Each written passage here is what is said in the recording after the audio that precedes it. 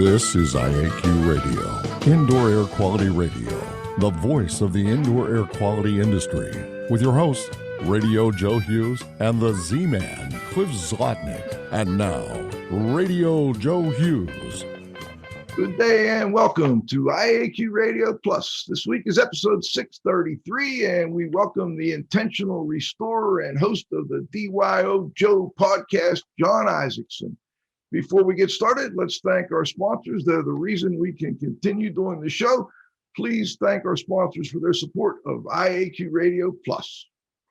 Our marquee sponsor is Instascope at instascope.co. Our association sponsors are the American Industrial Hygiene Association at AIHA.org, the American Conference of Governmental Industrial Hygienists at ACGIH.org, the Cleaning Industry Research Institute at CIRIScience.org, the Indoor Air Quality Association at IAQA.org, the Restoration Industry Association at restorationindustry.org, the Institute for Inspection, Cleaning, and Restoration Certification at IICRC.org, and Healthy Buildings America 2021 at HB2021-America.org. Industry sponsors are AEML Laboratories at AEMLINC.com,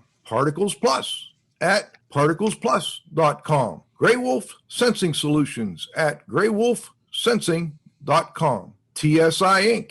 at TSI.com, Sunbelt Rentals at sunbeltrentals.com, April Air at aprilaire.com, and Healthy Indoors Magazine at healthyindoors.com.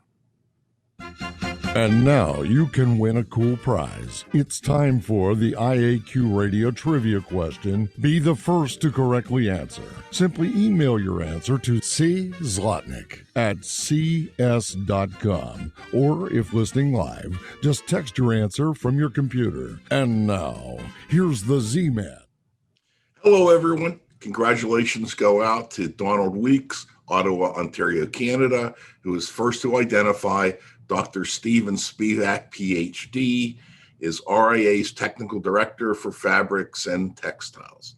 The IQ Radio Trivia question for today, July 16, 2021, has been sponsored by TSI Inc., an industry leader in precision instrumentation for the monitoring of indoor air.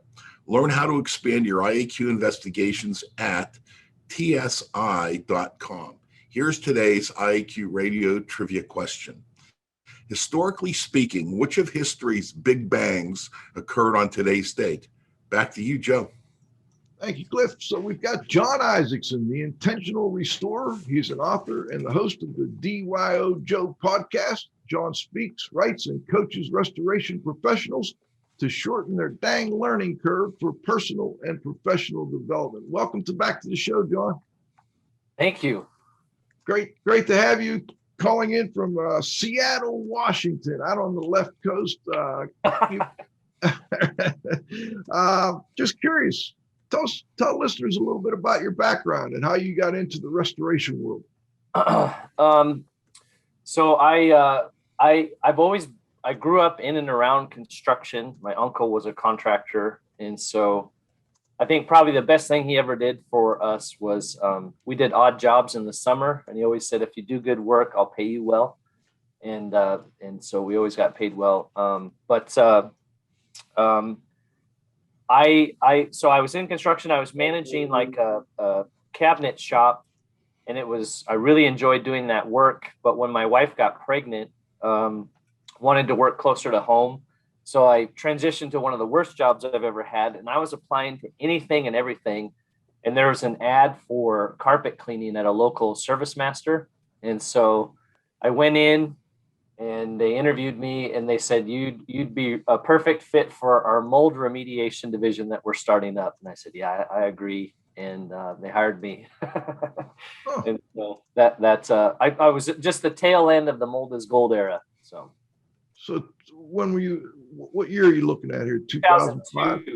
2002 was So we had a couple of good years there where, we were cruising, only doing mold, which as I moved further up from California into Oregon, people couldn't comprehend, that we had a division that only did mold. But And then did you get into the water damage restoration as well, or did you just stay in the mold?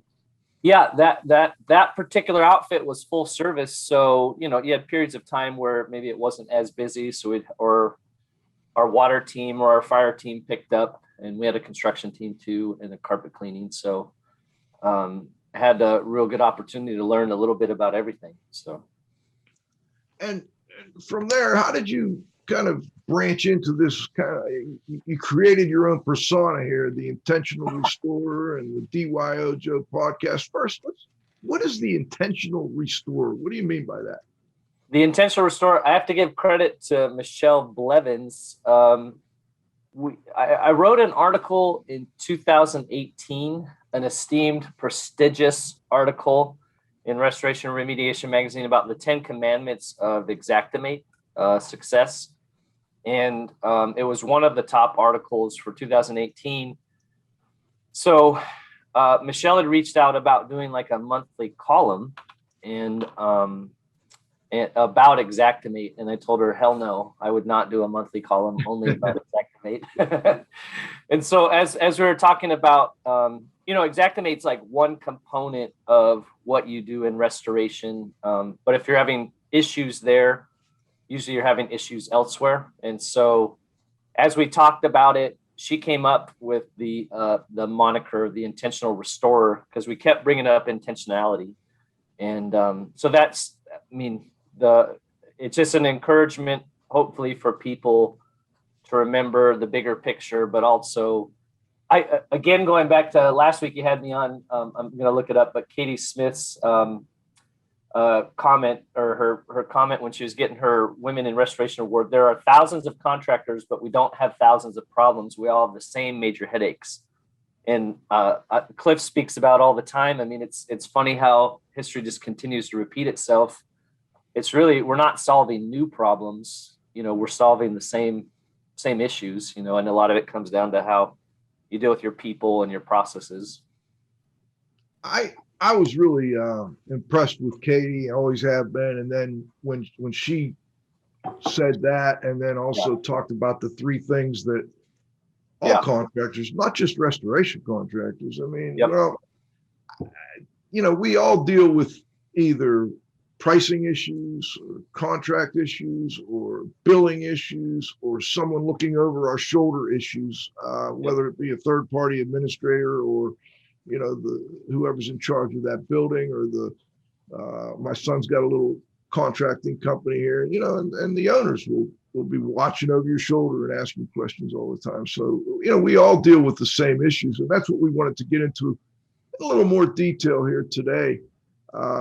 But I was always curious where that intentional came. By the way, I saw you just had another article. I just saw it this morning, and it went over some of the highlights from the RIA convention in R&R. Again, I guess that'll come out very soon. Yeah, I think it's out now. I'm looking at it on the on my other screen. So yeah, Cliff, I want to let you jump in if you have any questions. Sure. Well, Jon, how and where did you learn these lessons that you've successfully been teaching others? IAQ radio. Okay. Thanks. Well, seriously, that's part of it. I can remember when you guys, it was an internet radio station, right? So talk shoe. Right. Yeah. So I would try to tune in as often as I could. And then the old publications like IE Connections that IAQA used to put out, that was always just full of really good articles. Found R&R, Clean Facts. Pete gave me a copy of this, the Founding Fathers issue. So and I was super fortunate. My first boss, a man named Denis at Service Master, was just a really good mentor. And so thankfully I had a good example to learn from. And then my father-in-law, he's a lifelong pastor, but he pours concrete and has always done construction and remodels and those kinds of things. And like I mentioned, my uncle. And so you just kind of monolithic concrete. Monolithic. Yep. There you go. That monolithic pour. That's Yeah. Jon, Well, I'm sorry, I didn't mean to interrupt you. I just had no, interrupt. that's but honestly, I mean, maybe this is a good time. I've got a couple of questions for you guys as well. So so 1985, Cliff, you opened the unhouse, right? In the 87. 87. I think Pete, who will come in for the it's in the article. It's in print, 1985. So Okay. I don't I told you, historians can be wrong, particularly when they don't listen to other people. Even Pete. Well, I guess that was because, Joe, that's your wheelhouse too. Like, how do you feel like training has changed that much over the course of history, or is it a lot different from when you all, because like you were pioneering it at the time and it's now evolved into what it's evolved into? I think it's deteriorated rather than evolved, actually. What do you think's the core of that? Well, I think the core of it is anything, for instance, if you want to learn how to scuba dive, if you want to learn how to fly an airplane, the best way to learn either of those schools or pilot a boat for that, the best way to do any of those things is hands-on.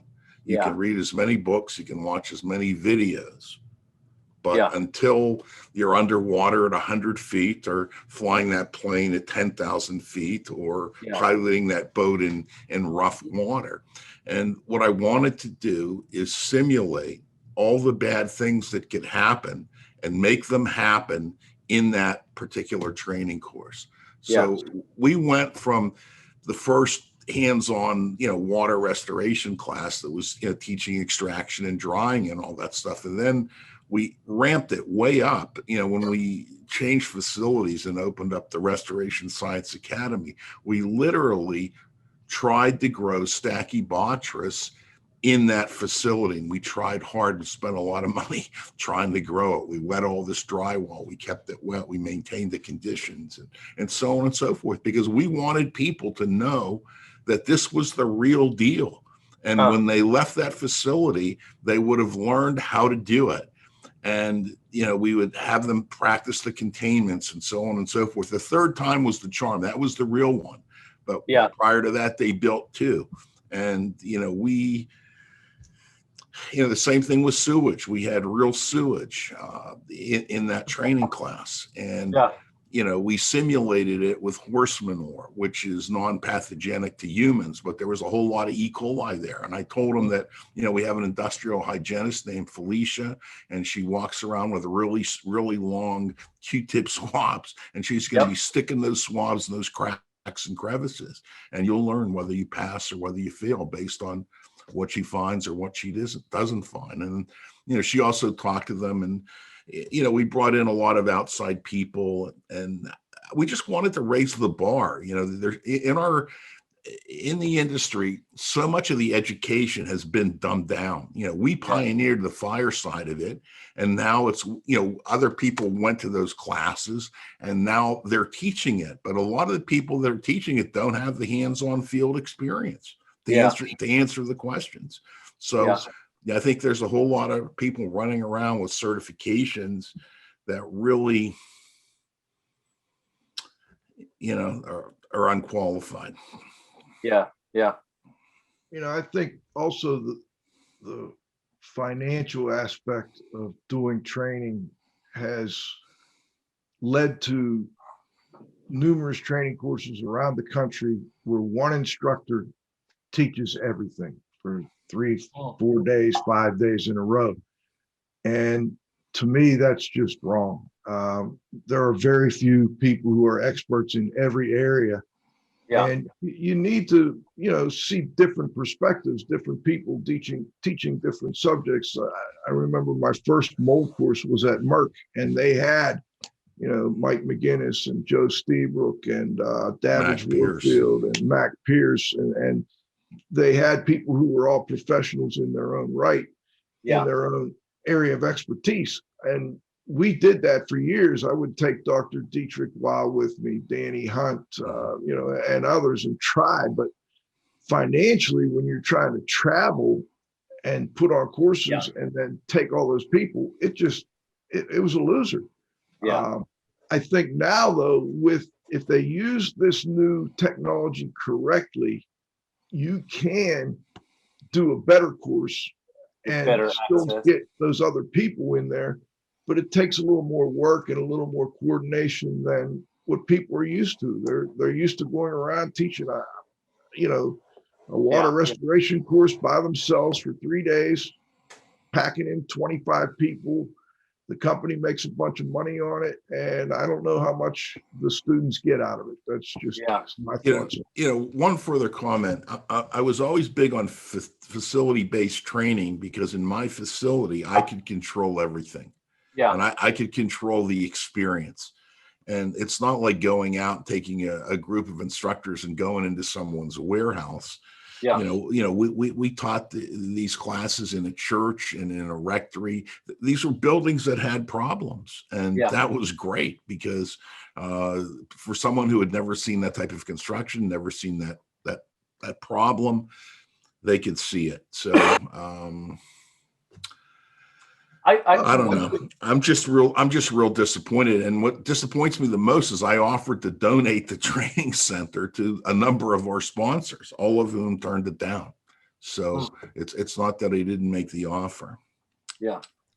I think one thing I've observed that I didn't realize wasn't common practice at the first place I worked at. You worked for at least 6 months to a year before they sent you to training. So you got the hands-on, you learned under somebody that had done it before, and then you went out and got your certs. And so, and it made a lot of sense to me, because then taking the class, you now have a background and you can ask more informed questions. Well, what about this scenario? I also was very fortunate. I think my water and AMRT were with Peter Sirk, who's, very intelligent, very good in the industry. And then, but I went to other organizations and I've met with other competitors, and like you get hired and the first thing they do is send you to a class. And it's like, the college kid coming, from the accounting class to the accounting firm, and just thinking they know it all. But that's mandated, John. A lot of the insurance companies mandate that, you can't be in our program and work for us unless your people are IICRC water certified. I think that's a misinterpretation, though. I don't think I've ever been anywhere where you had to have anything other than at least one person certified on the firm. I don't think that it's an actual qualification that every single person has to be, but I may be mistaken on that. Well, even to be a certified firm, I think only one person has to have the certification. Technically, yeah. All right, let's talk a little bit about relating to the younger generation, John. Are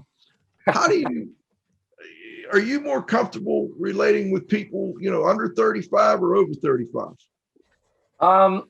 Well, I used to say I'm a bridge millennial. I'm depending on which article you read, I'm either a millennial or Gen X. And, but I guess the new term is geriatric millennial. What's that? Well, I think it's like right on the cusp, right? So I'm 82. So some say 79, 80, 81. So I honestly, I feel like maybe more of an old soul in that regard. And but I appreciate both. So I guess I would say I feel comfortable with both. And I honestly do hope, I feel like you guys are like college, right? Like, if somebody listens to IAQ radio, you can get a high level view of people that have been doing it for a long time and know their stuff. And whereas we're like maybe junior high or trying to help encourage people to pursue, good, solid information. But like Cliff said, anybody that knows anything, they've done it. They've gotten there because, you've got your teeth kicked in or skinned your elbows or made your mistakes. Those are the lessons that stick, at least for me. So I think that's kind of the young guys need to understand, young guys and gals, to seek out good voices. And then like you guys have done with IAQ Radio, have the people with the wisdom continue to share it, and recognize people giving an honest effort to try to get there. How do you, let me rephrase that. What's the biggest complaint with the younger generation when it comes to trying to learn from or work with us old folks? First off, I don't proclaim to speak for anybody. Good point. Very well said. Thank you.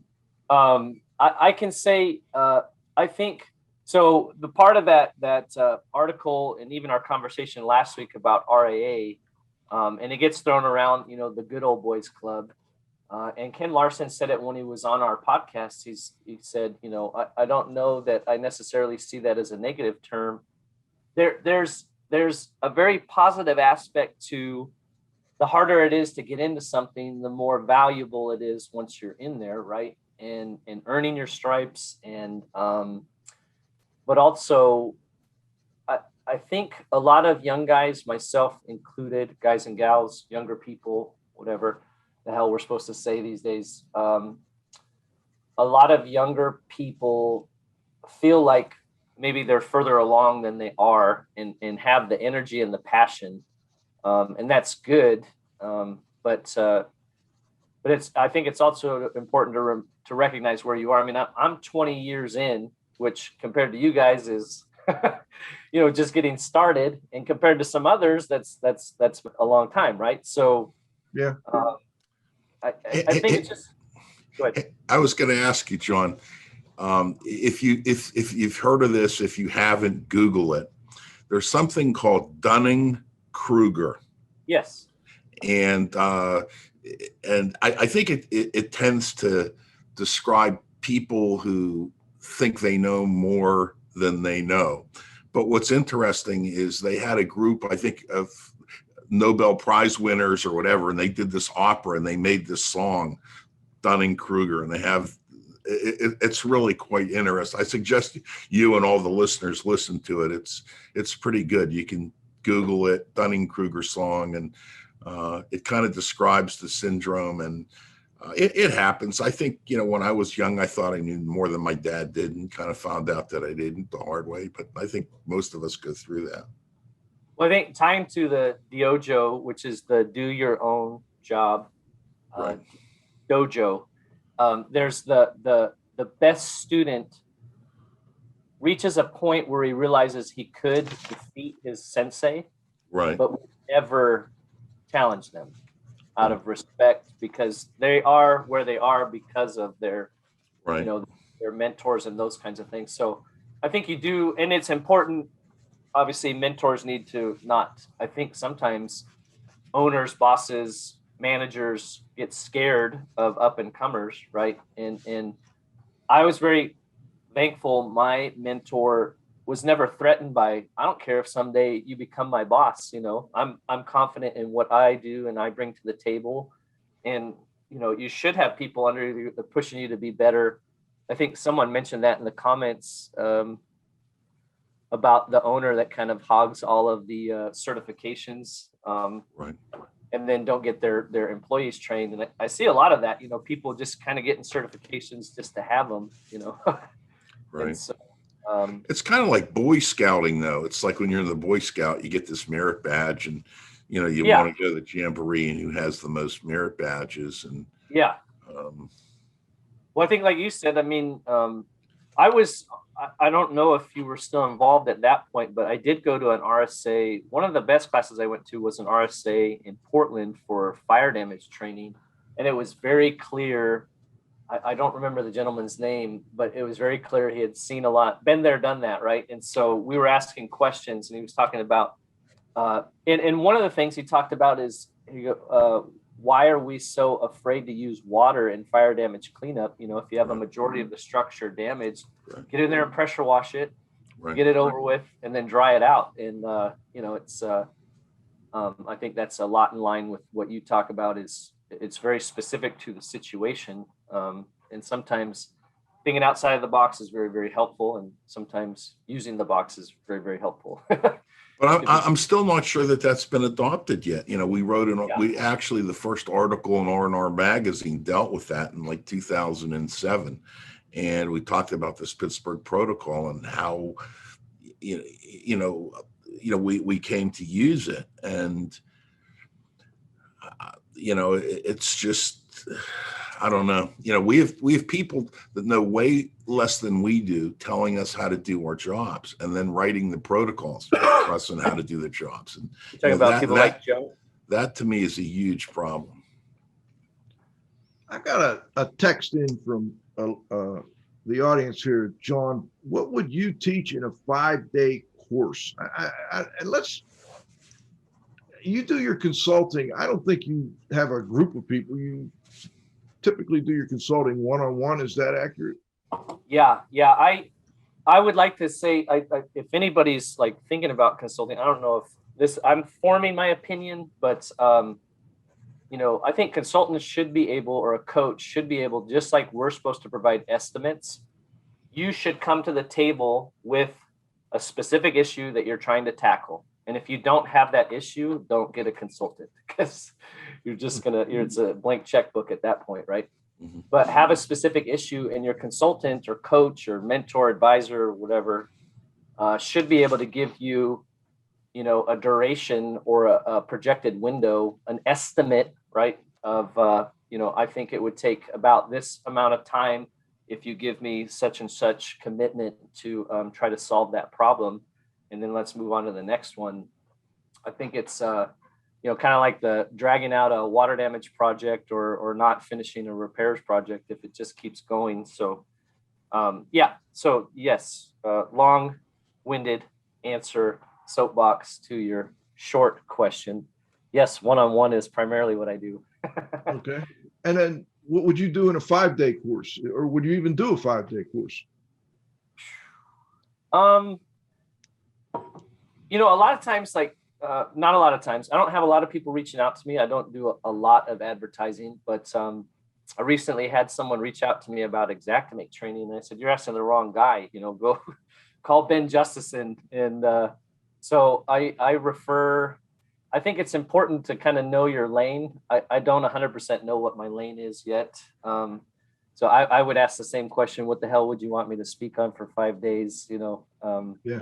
That's a long commitment, and brevity is the better part of wit, right? So let's try to do it one day. Sometimes your clients don't necessarily need your, feedback. They need you to direct them to the right resource. Sure. And there are many good resources out there. Let me, before we go to halftime, I want to ask you a question about, again, relating between the younger generation and us older folks. I mean, here we're doing a 1-hour talk show, essentially, that, Cliff and I watched growing up, Charlie Rose and whoever else, I don't know that appeals to the younger generation as much as it did to us. What do you think? I think a lot of it, at least for me, a lot of it has to do with drive time. So if you have, you're driving between jobs, or you have those longer hauls, or I used to always listen to podcasts while I was in containment. You're going at it, doing mold, demo. If you're in one spot for a long period of time, books on tape and podcasts. So I prefer, if I'm reading, I like a hardcover book. And and otherwise, I like podcasts more. Every now and again, I like to listen to music too, but probably primarily podcasts. So again, I don't speak for others. I mean, ours, same. We're about an hour. Jarrett, GMS. You've got Blue Collar, a lot of great podcasts popping up. But one thing I think Cliff helped. You got it. Where do you find it? I called Bob. You gave me the info. It took a couple of tries to get through, but is it everything I said it was? So it's even more. I think. It should be mandatory reading. Yes, It's like I don't know if you guys are religious, but it's like a devotional, right? It's it's daily meditations for the restorer, and it's just so funny because exactly like you're talking about, like you get your teeth kicked in and you lock that lesson in, and so this is for those maybe that aren't watching. This is Robert H. Packrell, Bob Packrell's first degree burn book, and he used to hand those out. You mentioned it on IAQ Radio. We handed those out as long as we could get them. In every training class, we gave one to every person that went through that training class. Thousands of them. Yeah. He's still selling them for the same price, $8.50 plus $2 postage and handling. So perfect. Is there now I have to buy some more. Then it's just phenomenal. And he actually had another one called Second Degree. When I talked to him, he doesn't have copies of those. At least he didn't. Okay. Yeah. Give us a little pearl from there. I think I'm not quite grasping what it is. All right, I'll give you one. And what happens is, as an owner of a restoration company, Bob had this issue with this woman who kept calling him back. She said she had this smoke odor remaining in the kitchen after the kitchen fire. So they went out, they re-cleaned it, they did all the treatment, so on and so forth. He went out there, couldn't find anything wrong. And it just so happened that the ceiling had one of those ceiling fans that kind of spun around with the light built into it. So he jumps up on a chair and he taped a $50 bill or $100 bill to the fan and had it running real slowly. And when she came in, he said, "I treated the fan and I think I've solved the problem." And the woman says, "Yes, I think you have solved the problem." Yeah. So magically, it's but it's just one story after another of things that actually happened to him. Awesome. During we're going to stop here and thank our sponsors. We'll be back in 90 seconds with the second half. We got Jon Isaacson, the Intentional Restorer and the host of the DYOJO Podcast. Our marquee sponsor, Instascope, more jobs done faster with the future of IAQ assessment technology, unlimited samples, instant results, and cloud-based data at instascope.co. Our association sponsors are AIHA, Healthy Workplaces, A Healthier World at AIHA.org. ACGIH, Advancing Careers of Professionals in Environmental Health, Industrial Hygiene, and Safety, interested in defining their science at ACGIH.org. The Cleaning Industry Research Institute, see more deeply through science and research at CIRIScience.org. The Indoor Air Quality Association, promoting the exchange of indoor environmental quality information through education and research at IAQA.org. The Restoration Industry Association, the granddaddy of the restoration industry, network with leaders at restorationindustry.org. The IICRC, a nonprofit standards development and certifying body for the cleaning and restoration industry at IICRC.org. And Healthy Buildings America 2021 in Honolulu, Hawaii, November 9 through 11 at hb2021-america.org. IAQ Radio industry sponsors are AEML Laboratories, free shipping, great pricing, same-day results with no rush fee at AEMLinc.com. Particles Plus, feature-rich particle counters and air quality instrumentation. Count on us at particlesplus.com. Gray Wolf Sensing Solutions, over 20 years manufacturing accurate, reliable IAQ instrumentation for portable, short-term, and continuous monitoring at graywolfsensing.com. TSI Inc., an industry leader in precision instrumentation for monitoring indoor air. Learn how to expand your IAQ investigations at tsi.com. Sunbelt Rentals, availability, reliability, and ease for all your IAQ and restoration needs at sunbeltrentals.com. April Air, Healthy Air, Healthy Home at aprilaire.com. And Healthy Indoors Magazine, a free online magazine for industry professionals and consumers at healthyindoors.com. All right, let's get right back into it. I got a chance to look at some of the texts over the halftime there, and I want to go to one from Bruce here, Bruce White, that he has seen where the company auditing an invoice may ask to provide the training certs so that they can get the Xactimate rate for a certified person. I found that interesting. It's the first time I've really heard that. Have you run into the same thing, John?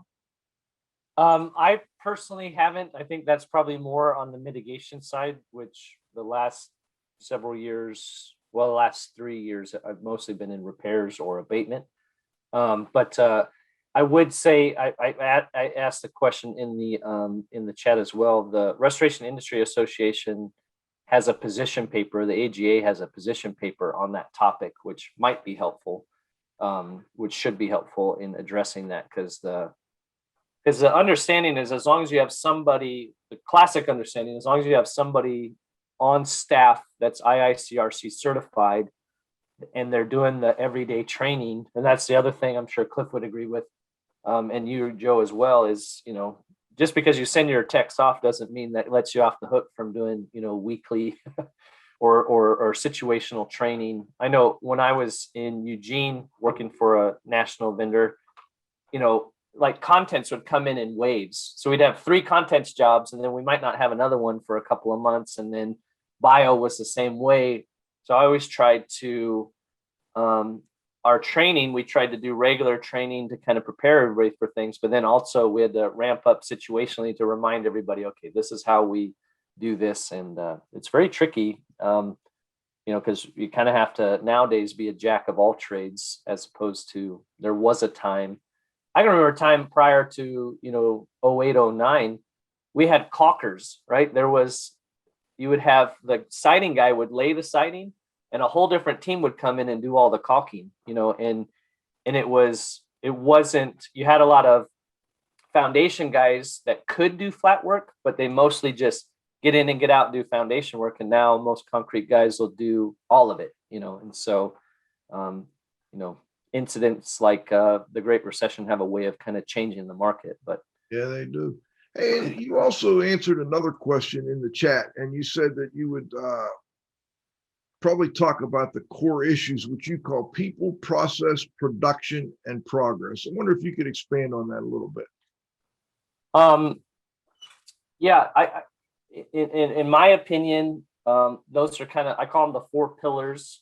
So in my limited opinion and perspective, most companies I've ever been in, those are the key issues. The people thing a lot of times goes back to good to great, right? Where get the right people on the bus and then get them in the right seats. And so much of our industry is focused on, you have to do it this way, and you either fit this job description or we have no use for you. And we have such a high turnover rate because we don't recognize, man, this person's really good at this. Let's figure out how to compensate them to the benefit of our team to keep them maybe in that role, rather than, you got to promote to something that you're going to suck at, the Peter principle. And it hurts the organization, and it hurts the people, and we lose a lot of good people because of that. So a lot of it starts with the people, and then obviously you develop your processes. You have to produce, you have to be profitable, and then have goals and objectives and make progress on them. All right, I like that. Cliff?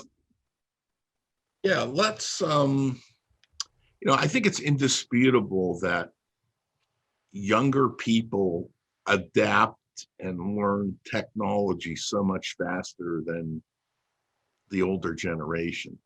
So I think that kids just seem to have a knack for it, or younger people. What else do you think that younger people also have a knack for that, will help them in our industry?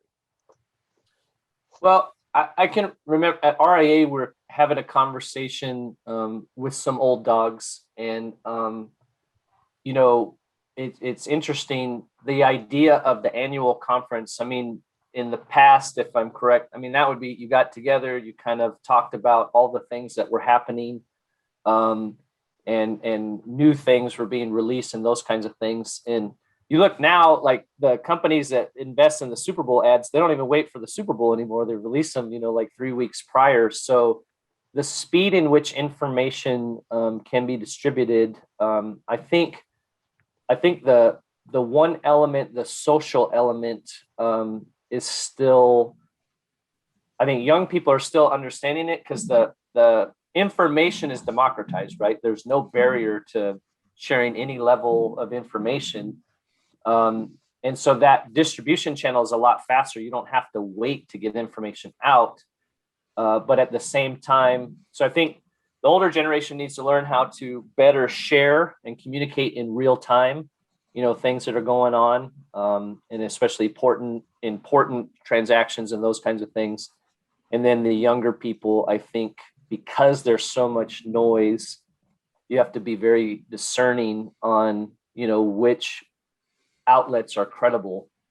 And like you said, not just because someone's good in this area doesn't mean they know everything about everything. So you kind of have to pick, where you're getting your information on a certain topic. If I could respond to that, I think one of the things that really scares me is there's certain words I can't type on Facebook. If I type the word Joe Biden, is NSA gonna look at me? If I say that I am against the vaccine, is someone going to look at me? When President of the United States was bumped off of Facebook, and just think about that, just for a moment. So I don't really believe that there's a level playing field with this distribution of information, because the people that control the outlets, Facebook and all these other organizations, have the ability to shut anyone down, and that to me is a very, very scary thing. Hey, Jon, the DYOJO podcast, tell us a little bit about the reason why it's the DYOJO podcast, and then a little bit more about the style you use for that show. It's kind of much different. There's one example. The Ultimate Warrior will come up from time to time, or other things. Tell us a little bit about your reasoning behind the way you do the DYOJO podcast. The DYOJO podcast, I like to say it is the most mediocre podcast in the industry, the property restoration insurance claims industry. We had 13 faithful listeners. We lost one, unfortunately, so we're down to 12, and looking to add more.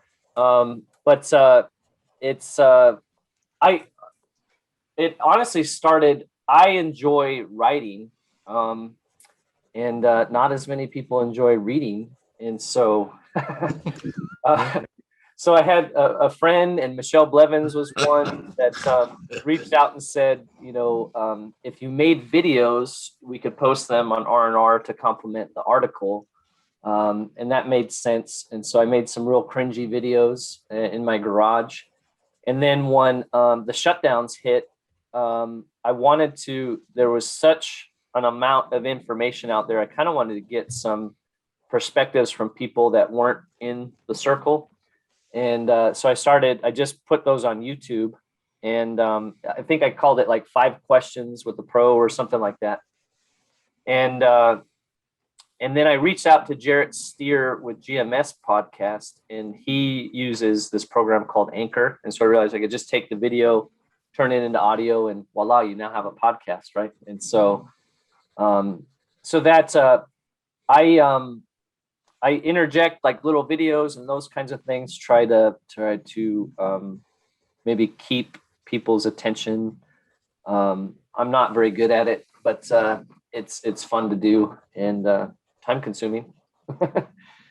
Do you think the younger generation prefers that as opposed to the way, a lot of talk shows have been historically? Honestly, like we talked about offline, when you bring, I like controlling my cookie jar and having less input and those kinds of things, just doing what I want. So I don't think all that much about like what people would like or wouldn't like. I just try to create the show that I would like. and since no one owns it or pays for it, then that's what works. Why the DYOJO dojo? What's that? Are you a martial artist, or is that just something that caught your fancy? So when I was, I guess it kind of goes back to those 4 pillars. I think I had a conversation with the boss once about, people just need to work together. And I said, that's a symptom. Teamwork is a symptom. It's not a cause. It's an effect. And so teamwork comes from trust. And so if you want your people to work together, you can't just sprinkle teamwork and all of a sudden everybody gets along. And getting along isn't even the source. If I can trust you, we can work together. So if you're doing your dang job and I'm doing my dang job, I'm going to trust you. You're going to trust me. And where teamwork comes into play is, like, for example, we had a project manager. I told all my project managers, all I expect you to do is do your friggin' job. Do your job. And then we had a project manager that had a carpenter that had a family emergency. Well, now that's something outside of that person's control and an extenuating circumstance where now we need to come together and say, okay, what can we do that keeps as much of our stuff online without, impacting other people? This is an extenuating circumstance, but really the key to teamwork is trust. And then doing your job. If everybody's doing their job, we trust each other and the ball's moving forward. And so that's the do your own job dojo. And the dojo is the training aspect, that idea that we, want to test our skills, like you said, hands-on. And we're active, we're getting sweaty together, we're making things happen. So I'm glad I asked that because now I understand, John. Thank you. Yeah. Let's go to the roundup.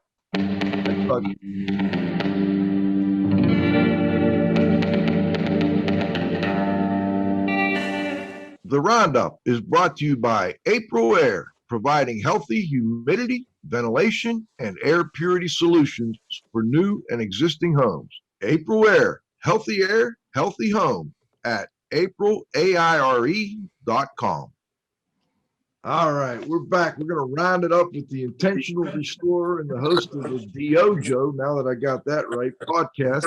Or I just call it the DYOJO show because you do video and audio. But anyway, let's get Mr. Pete Consigli, Restoration Watchdog. Let's see if we got at least audio for Pete. Yeah, Joe. How you doing? Hey, good, Pete. Welcome back. Yeah, I came home after the hurricane, and my air conditioner kicked off. It was 99 degrees, and I had 2 leaks on the roof. And so first thing I had to do was kick the breaker, and I had to start the restoration process. Now, it's not as bad as it sounded, but so the reason I'm not calling in on the Zoom or, calling in on the video, it's because I have a little things disrupted here. So I figure, all the audience doesn't need to see all that.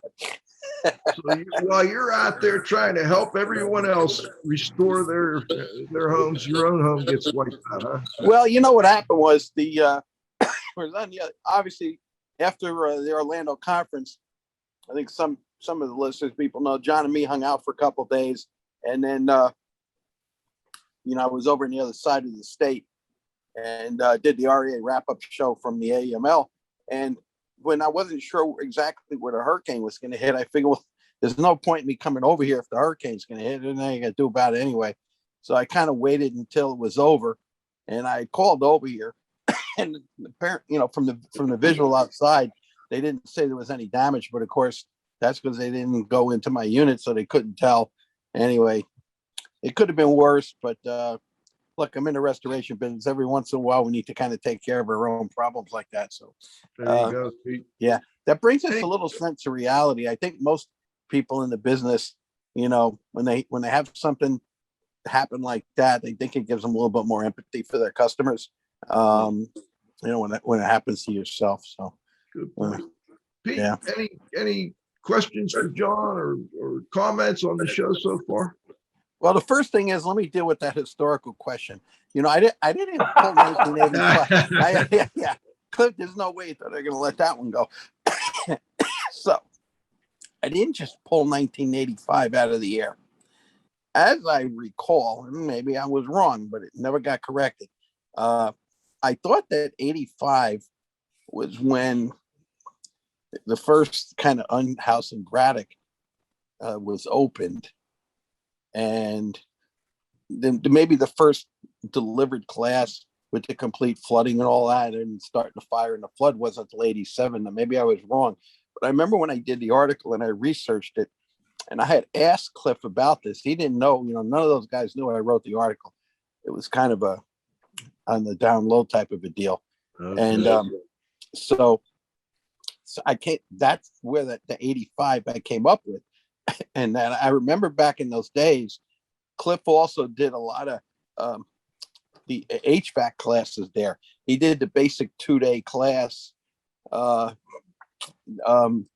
duct cleaning and whatnot. That was a big item. And I remember he had all the duct work laid out there. So they actually did hands-on duct work cleaning too. And that may have been the precursor to doing the more significant restoration work. So am I wrong in that, Cliff, or did we just get the date wrong, or is there any? Now I'm confused. Okay. I don't remember. Perhaps the HVAC came before the unhouse. I don't remember, but I mean the time period's correct. I thought we started the unhouse in 87, and you may be right that we did the duct cleaning there in 85. How you would know is what triggered that was Marty King had a program in Pittsburgh, and the other co-speaker bailed, and they needed somebody else to do it. And I said the only way I would do it is if we did something hands-on, and then we made the investment. And I remember, he taught part of it downtown, and then we bussed everybody out to Braddock, and we kind of did it in our hands-on way. So I don't know. It probably doesn't so much matter at this particular point. Yeah. Oh, Pete, well, like the old saying goes, we're close enough for government work. Oh yeah. So there you go. Now I noticed that, John, 2 times, and I had to correct it.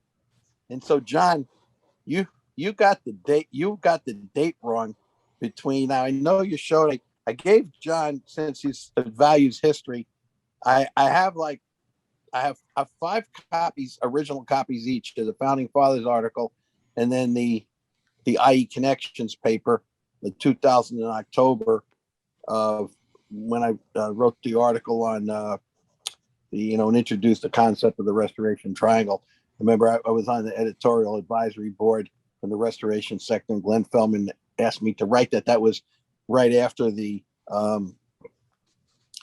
S500, the second version came out. It was tagged 99, but I think it came out like right around the early 2000 when it was released. And that the term at the time was called the third party evaluator, long before the mold, and it started with the IEP. And he wanted me to write to that audience, what the how did all that work, and what was the relationship. So anyway, John occasionally got that date, he got those confused. So October 2000, IE Connections, March 2007, the cover story for the Founding Fathers. And you're entrusted with now I'm down to 4. And those you got those 2 of the 5. Well, I guess it'd be a copy of 10, but anyway, you've got those. And anyway, they're you have those historical documents, whatever that's worth. I'd be interested in. I know we kind of John wrote a nice little piece. I guess it was just published in the R&R, and was he made some of the comments on the highlight show last week. But I like him to kind of go out on the edge a little bit and kind of comment on his thoughts on, the conference and the next generation of guys, his industry peers, if you would, from around the country that are now being, coming to REA, exposed to REA, checking REA out, seeing what REA is about. Can they fit? Do they fit? Where do they fit? Not to put you on the spot or anything, but I think you have some specific viewpoints on that. And I think they're interesting and important. And, I'd like you to share whatever you feel comfortable in sharing with the audience and for Cliff's blog.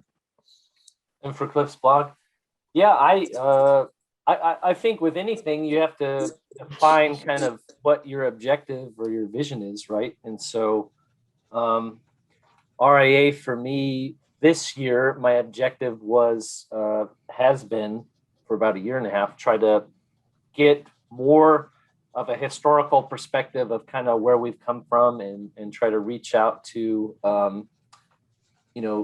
different people that have played key roles in that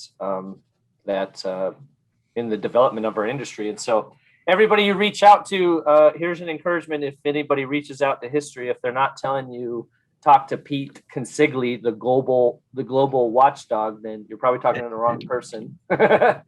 And so that was kind of a culmination of a lot of hard work to try to pierce the veil, as it were, and still working on that.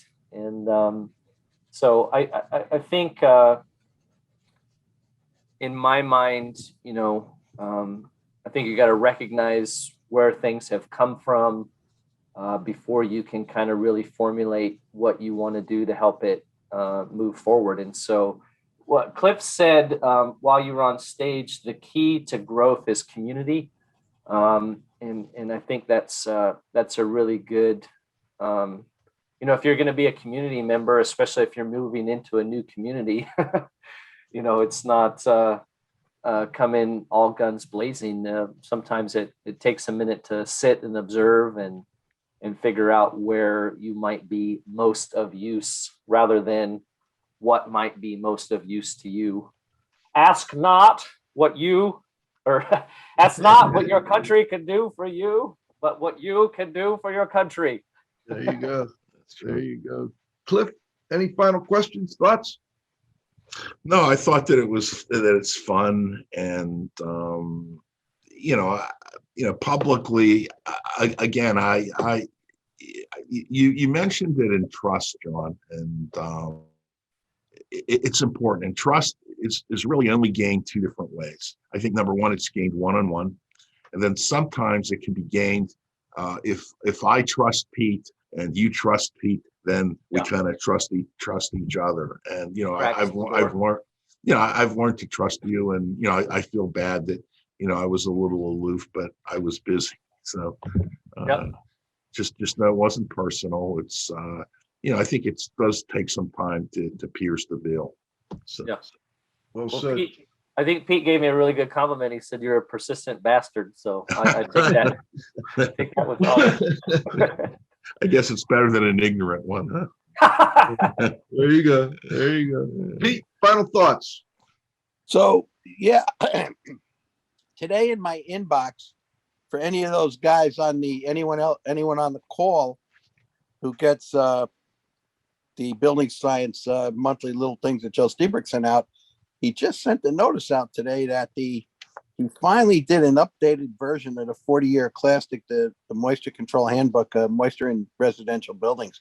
And that has been a standard for years. I mean, he's done a lot with the builder's guides, and he's updated those over the years, but the hardbound one he hadn't. And I just noticed that it popped up. So I did send a link in the thread a little bit earlier. Cliff, it'd be nice to probably maybe capture that link and put that link in the blog. So anybody that either isn't familiar with the book may want to check it out. And of course, any of the consultants and the people who've been using that book for years to quote and for reports and stuff, and go get the updated version. So I think that would be really, really good. And I got, those of you that are on the summer camp list, so Joe had to cancel the summer camp this year because there wasn't enough time to get the approval for the size of the crowd. So I remember he put this very specific thing. He said that this would have been the 25th anniversary, so he's postponing it to next year. And he goes, "It's going to be epic." Now I'm thinking, like, as opposed to what? Like, it hasn't been epic every year since. I don't know what epic is going to look like. Is that like summer camp on steroids? But anyway, I guess it'll be one of the don't miss events that'll sell out next year, since it's been a couple of years and people are just kind of, been looking to get back. So it'll be interesting to see what kind of program he puts together and, what kind of experts that he has over all these years. Is, he's had just about anybody on all kinds of topics, but he always manages to come up with a few pearls here and there. Anyway, it's a good show, guys. And John, enjoyed hanging out for a couple of days after the convention, and I appreciate you. Of course, you got some video work to do, and a lot of that stuff we did. I haven't bugged you yet on it, but I'm gonna circle back with you on get on some of those videos we did. I think it'll be great. And you're pretty good at that stuff, Cliff. He's really good at doing this stuff, man. It's unbelievable. I know. Yeah. He's really, really good at it. So Thank you, Pete. We appreciate, as always, you joining us, the restoration industry's global watchdog, Pete Consigli. Hey, John, before we go, any final thoughts? Anything we missed that you'd like to add? No, I thank you so much for having me on. I had many more questions to ask, so I'll have to send those in email follow-up. But just thank you very much for having us on and for paving the way for mediocre podcasts like mine. Thank you for joining us. We appreciate it. By the way, I'm going to work hard to try and get Dr. Joe back on the show here. It's been too long, and now that he's got a new book out, I think we'll be able to pull it off. And I also want to say that next week we're going to have another, we're going to do a flashback next week. We'll be back live in 2 weeks. We've got Dr. Jennifer Somel and Kirk Phillips. We're going to talk about total worker health. And then we're going to wrap up the year, go into our summer break 3 weeks from now. We'll talk more about that as we get a little bit closer. So this is Radio Joe saying thanks to this week's host, Jon Isaacson, my co-host, the Z-Man, Cliff Zlotnick, Pete Consigli, the Restoration Global Watchdog. John, you got to have faith at the controls. Most importantly, our growing group of loyal listeners and sponsors. We'll be back in 2 weeks live, but we'll do a great flashback next week on IAQ Radio Plus. For IAQ Radio, I'm Spike Reel saying thanks for listening.